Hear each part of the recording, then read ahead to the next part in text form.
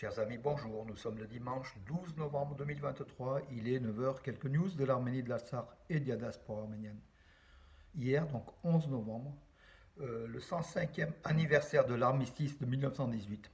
Cérémonie officielle au Parc Chouvet à Valence. Le C24, le comité du 24 avril Dromardèche, y a participé par un dépôt de gerbes au nom de la communauté arménienne, donc déposé par Georges Rasklan et moi-même. Nous sommes les coprésidents avec Nazo Alain Jimbachian. Également le trésorier donc, du C24, Roslov Iliozer. Donc il y avait du monde, il y avait à peu près 500 personnes.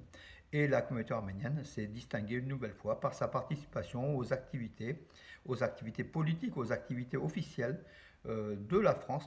Voilà, donc cette guerre de 2014-18, nous avons payé très cher l'Arménie, les Arméniens, avec 1,5 million de victimes du génocide de 1915.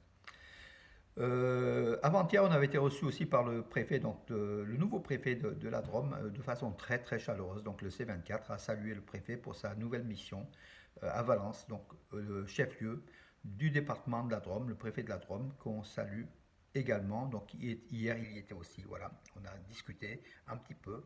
En tout cas, c'est une très très bonne chose d'avoir de relations donc avec avec l'ensemble du tissu politique local de Valence et de la région.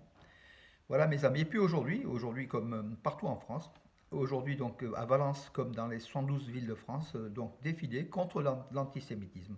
Donc à titre individuel, donc puisque c'est un acte individuel, j'irai participer à 11 heures à ce défilé contre l'antisémitisme qu'il faut dénoncer. L'antisémitisme, c'est le baromètre de la liberté en France. Hein, voilà, donc ne pas lier aussi à Israël, qui a été attaqué par le Hamas, hein, par les terroristes du Hamas, ne pas lier à cela Israël, qui est l'ami de la Turquie et de l'Azerbaïdjan, qui a livré des armes à l'Azerbaïdjan contre les Arméniens. Israël qui n'est pas l'ami de l'Arménie, mais là, défendre l'antisémitisme, c'est autre chose. C'est défendre la République, c'est défendre la liberté. Et nos frères et sœurs d'origine juive qui sont tous les jours à nos côtés, donc aussi défendre leurs droits. Défendre leurs droits, c'est aussi défendre notre droit. Voilà, donc le droit de chacun. C'est ça, donc comment dirais-je, l'objectif de cette marche contre l'antisémitisme, sans oublier bien sûr la Palestine hein, aussi. Voilà. Mais cette marche est pour la République et j'irai en tant que républicain, hein, je dirais. Voilà, donc participez. Vous peut-être à votre niveau, chacun à votre niveau, irez aussi aux manifestations, donc en France. Alors, bonne nouvelle mes amis, donc l'Arménie a été élue vice-présidente de la session de l'Assemblée générale de l'UNESCO lors de la 42e Assemblée générale de l'UNESCO qui se déroulait à Paris. L'Arménie a été réélu, donc c'est pour la deuxième fois de façon consécutive, avec Arar Mirzoyan qui avait fait un discours, le chef de la diplomatie arménienne qui est brillant, hein, qui avait fait un discours dénonçant la spoliation des biens culturels, du patrimoine historique et religieux arménien de l'Artsakh et la dégradation par l'Azerbaïdjan. Il a mis en garde, bien sûr, donc la communauté internationale et demandé à l'UNESCO de faire des enquêtes. Et ces enquêtes doivent se faire parce que regardez, donc hier on a eu aussi la nouvelle depuis le Caucasus Heritage Watch, qui est une organisation, une ONG qui s'occupe justement du patrimoine de l'Artsakh, qui est dégradé par l'Azerbaïdjan depuis l'occupation en septembre 2020.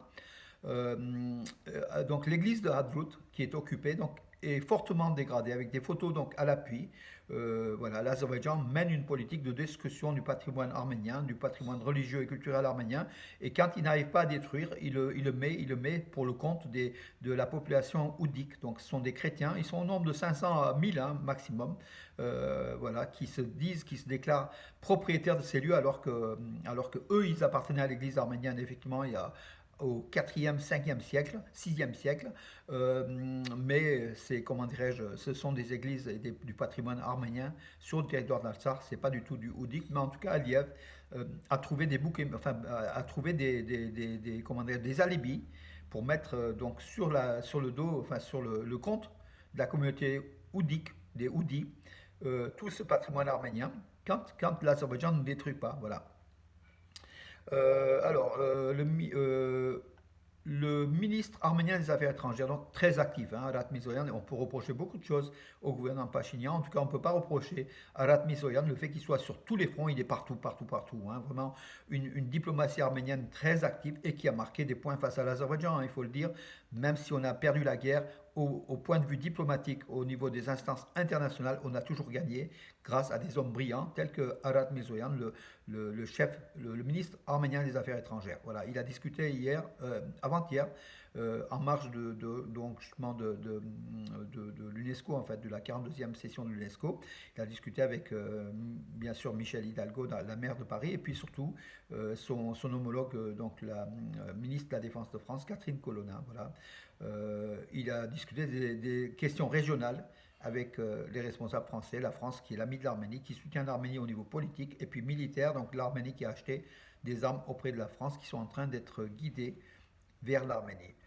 Aussi une bonne nouvelle, mes amis. Donc, je crois que c'est le 17 ou le 18. 17 et 18, c'est dans quelques jours. Alors, je vais vous dire la date exacte. Euh, Pardon, du 18 au 20 novembre, à Yerevan, aura lieu l'Assemblée, donc l'Assemblée, la principale assemblée parlementaire de l'Organisation de sécurité et de coopération de l'Europe, l'OSCE, avec 300 délégués venus de toute l'Europe, du Canada et des États-Unis, parce que je crois qu'ils font partie aussi de l'OSCE, qui vont participer à Yerevan, à cette assemblée donc, parlementaire de l'OSCE. Donc voilà, encore une fois, comment dirais-je, une réussite de l'Arménie, un triomphe de la diplomatie arménienne qui accueille plus de 300 délégués de l'OSCE, donc à Yerevan, c'est une très très bonne chose. Les ambassadeurs accrédités à Yerevan, donc les ambassadeurs de plusieurs pays accrédités à Yerevan, ont visité hier le Madenataran d'Erevan, donc avec les manuscrits, donc la bibliothèque des manuscrits anciens arméniens qui sont au nombre de 25 000. Et puis il y a aussi d'autres manuscrits, hein. Au total, il y a plus de 40 000 manuscrits, dont certains sont uniques en leur genre et qui, comment dirais-je, qui recensent le patrimoine de l'humanité, hein. Il y a certaines histoires donc, de certains pays qu'on ne trouve qu'en Arménie grâce aux manuscrits conservés dans leur langue en Arménie. Voilà, mes amis, c'est très très important.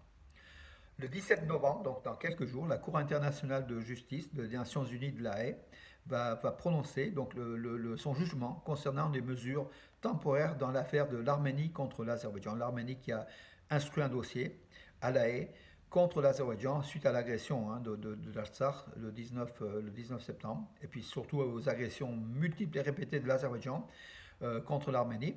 L'Azerbaïdjan qui ne respecte nullement les directives de ce tribunal des Nations Unies, en fait, hein. Donc c'est le tribunal le plus important d'Europe, le tribunal de La Haye, la Cour internationale de La Haye, de justice de La Haye. Et Bakou ne respecte pas. Donc on verra s'il y a des sanctions dans dans cette décision qui sera prise donc le 17 novembre. On attend des sanctions en tout cas. Voilà mes amis, écoutez, j'en ai fait le tour. Je regarde s'il n'y a pas une ou deux infos comme d'habitude, hein, qui sont tombées donc à côté sans que je m'en aperçoive, bien que c'est vrai que je surveille l'actualité nuit et jour et je dors très peu. Vous voyez donc à mon visage des fois mon air fatigué, c'est le fait que je dors très très peu depuis des années déjà.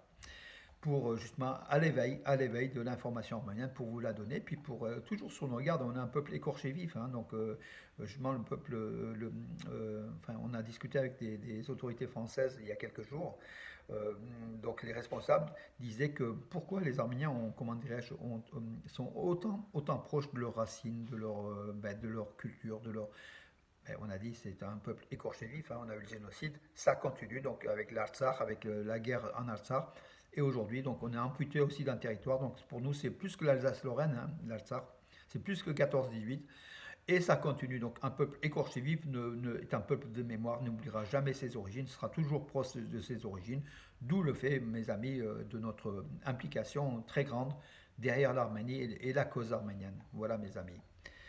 Écoutez, pour aujourd'hui, j'ai terminé. Voilà, donc peut-être France 2, mes amis, si vous avez le temps de regarder France 2. Donc il y aura une partie sur l'Alsar, mais dans les chrétiens orientaux, mais qu'une seule partie, hein, pas la totalité de l'émission. Je vous donne rendez-vous à demain. Bonne journée. Puis je salue notre ami donc, Radio Arménie Lyon, Rajag, qui à 11 heures, juste au moment où je vais manifester. D'ailleurs, je suis logiquement invité par téléphone.